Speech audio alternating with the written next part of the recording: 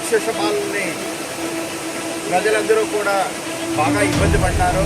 అందుకు తార్కాణం ఏంటంటే కనుక అంతకుముందు చంద్రబాబు నాయుడు గారి ప్రభుత్వంలో ఒంటిమిట్ట ఆలయాన్ని అధికారిక రామాలయంగా చేసిన తర్వాత ఇక్కడికి వచ్చినటువంటి భక్తులకు సాగునీరుతో పాటు చుట్టుపక్కల ఉన్నటువంటి గ్రామాలకు సాగునీరు అందించే విధంగా ఈ ఒంటిమిట్ట చెరువు దాదాపు 30 TMC కెపాసిటీ కలిగినటువంటి చెరువు.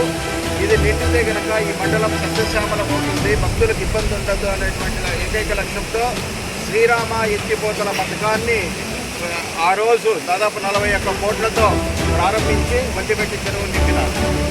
అయితే గత 5 సంవత్సరాల్లో వచ్చినటువంటి వైసీపీ ప్రభుత్వం కనీసం నిర్వహణ ఖర్చులు కూడా ఇవ్వకుండా, ఒక్క చుక్క కూడా ఒక్క రోజు కూడా ఇవ్వకుండా ఈ మధ్యకాలంలో రాముని దర్శనానికి వచ్చినటువంటి భక్తులు మలమూత్రాలకు కూడా డబ్బులు పెట్టి నీళ్లు కొనుక్కునేటటువంటి పరిస్థితికి తీసుకొచ్చారు. అయితే ఇది బాబు గారి ప్రభుత్వం, ఇది మంచి ప్రభుత్వం కాబట్టి వచ్చిన 100 రోజుల్లోనే ప్రజలకు మేలు చేయాలన్నటువంటి తలంపుతో పనిచేసినటువంటి ప్రభుత్వం. అందుకు నిదర్శనంగా 5 సంవత్సరాలు మూలబడినటువంటి పథకాన్ని ఎన్నో ఇబ్బందులకు లోనై ఒక 2-3 సార్లు ఈ పైపులు పగిలిపోయినా కానీ అవి వెంటనే దాన్ని రిపేర్ చేసి ఇవాళ నీళ్ళని చూస్తూ ఉన్నాం. ఈ చుట్టుపక్కల ప్రాంతాల్లో భూగర్భ నీరు కూడా పెరిగింది. ఇవాళ ఒంటిమిట్ట భక్తులకు కూడా నీళ్లు కొనుక్కునే పరిస్థితి లేకుండా ఊర్లలో నీళ్లు వస్తూ ఉన్నాయి.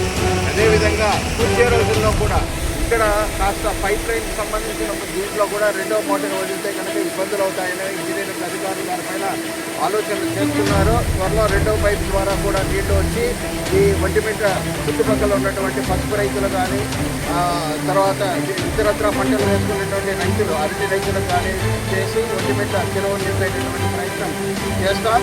ఇది మంచి ప్రభుత్వం, బాబు గారి ప్రభుత్వం. వచ్చిన 100 రోజుల్లోనే ఇటువంటి ఎన్నో మండలానికే మేలు చేసేటటువంటి ఎన్నో పనులు ఈ ప్రభుత్వంలో జరిగాయి.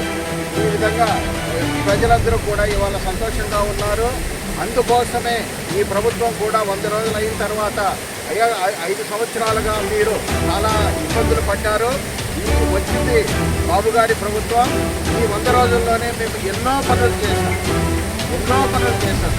ఈ భారతదేశంలో ఉన్నటువంటి నాయకులందరూ వేచి చూశారు. 12 లక్షల కోట్లు అప్పై 1వ తేదీ కూడా ఉద్యోగులకు నెల జీతాలు ఇవ్వలేనటువంటి ప్రభుత్వ ఆర్థిక పరిస్థితిని బాబు గారు యొక్క పరిపాలనా సామర్థ్యంతో ఎలా కట్టిస్తారని వేచి చూశారు. వాళ్ళ నమ్మకాన్ని 10 పెంచే విధంగా బాబు గారు 100 రోజుల లోపల అనేక పథకాలను ఈ రాష్ట్ర ప్రజలకు ఇవ్వడం జరిగింది. అందులో చూస్తే కనుక పేదలకి పెన్షన్ని 3,000 రూపాయల నుంచి 4,000 రూపాయలు ఇవ్వడమే కాకుండా పాత బకాయిలు 3 నెలలుగా ఉన్నటువంటి బకాయిలను కూడా చెల్లించి 1వ తేదీన చెల్లిస్తూ ఉన్నారు. ఉద్యోగస్తులకు 1వ తేదీనే జీతం వస్తూ ఉంది. అలాగే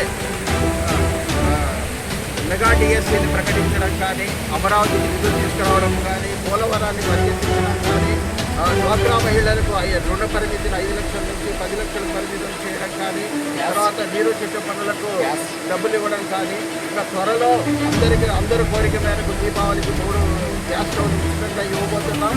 ముఖ్యంగా గత ప్రభుత్వంలో అందరి యొక్క అనారోగ్య కారణమైనటువంటి మద్యాన్ని విపరీతమైనటువంటి రేట్లను పెంచి నాణ్యత లేనటువంటి మద్యాన్ని ఇచ్చి ఇవాళ అందరూ కూడా కిడ్నీ కాలేయాలతో బాధపడుతున్నటువంటి వాళ్ళ గట్టెక్కించే విధంగా బ్రాండెడ్ మద్యాన్ని కేవలం 99 రూపాయలకి ఇవ్వాలనేటువంటి చర్యలు కూడా తీసుకుంటూ మంచి పాలన అందించడానికి వెళ్తూ ఉంది. కాబట్టి మరొకసారి ప్రజలకి ఈ 100 రోజుల్లోనే మేము పనులు చేశాం, ఇంకా చేస్తామనేటువంటి ఒక భరోసా కల్పించి వాళ్ళు నిర్భయంగా ఉండే విధంగా ఉండడానికి కార్యక్రమాలు చేపట్టాం. ఇందులో భాగంగా ఇవాళ ఇంటికి పాంప్లెట్లు వచ్చి ప్రజల నుంచి ఏ విధంగా ఉంది, ఇంకా ఏ పనులు చేయాలనేటువంటి విషయాలు కనుక్కున్నాం.